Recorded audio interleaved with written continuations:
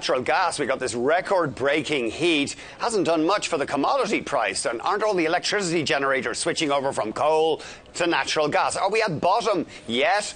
Joining us now, Paul Kilistoff. He's a senior commodities analyst at Enpro International. And Enpro, of course, is a firm that advises big energy users on how to plan their energy purchases. It's great to have you here, Paul, making your BNN and TV debut. I'm very happy to be here, Andrew. Wonderful to have you here. So, I mean, what's wrong with natural gas? We usually hear, oh, hot weather pushes it up. It hasn't really done much this year. Well, the problem is that there's so much of it.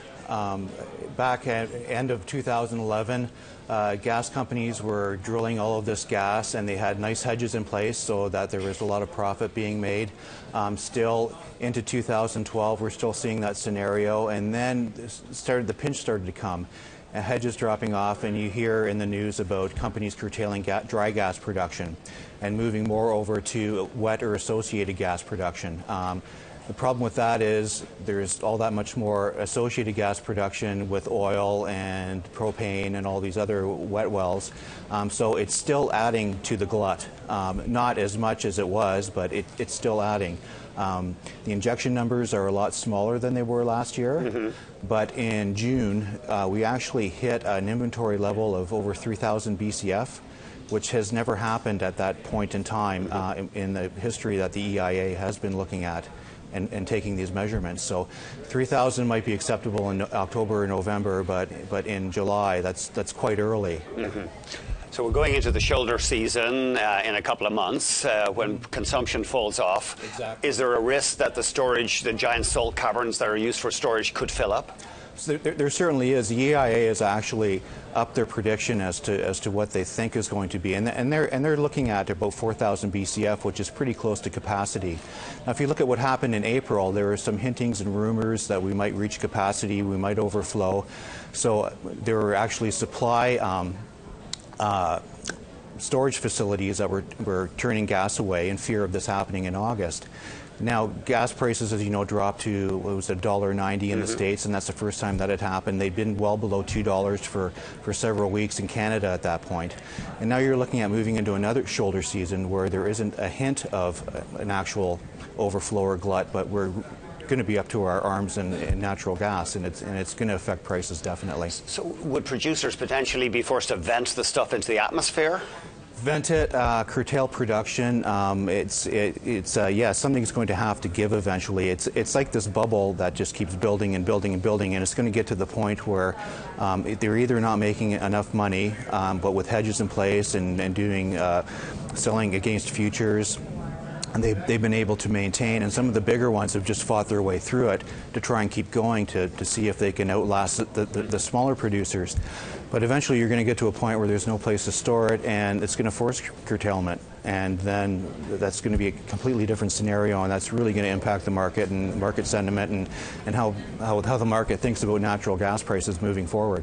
You mean if they get serious about curtailing production? Oh, definitely, yes. And just the fact that we'll have, if we do have such a large supply and inventory, that's really going to, psychologically, that's really going to affect the market, and it's really going to put a downward turn on prices. When you're dealing with your customers who are big nat gas consumers, and you go in to talk to the CFO or the executive in charge of energy consumption, does he or she have a big smile on their face these days? Well, yeah, gas prices have been excellent.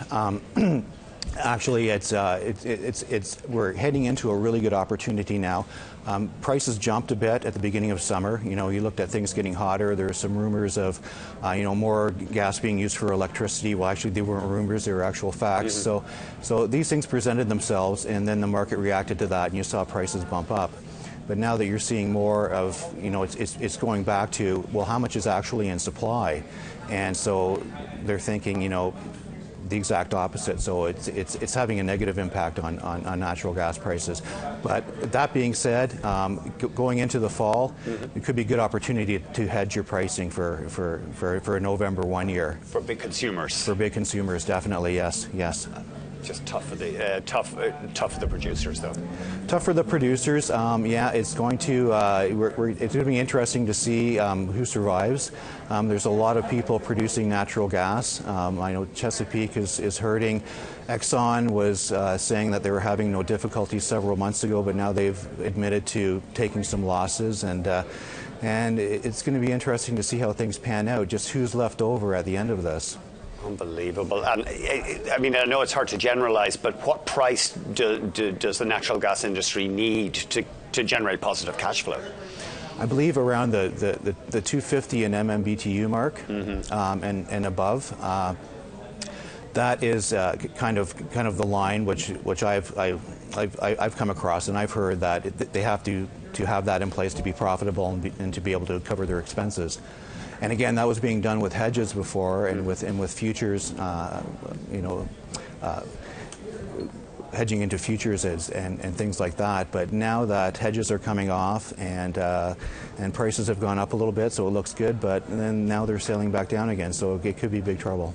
Paul, thanks so much. Okay. Hope you come back soon. Paul Kilistoff, Senior Commodities Analyst at Enpro International, making his TView debut. Historic moment. Thanks very much indeed, Paul. Thank you very much, Anchor.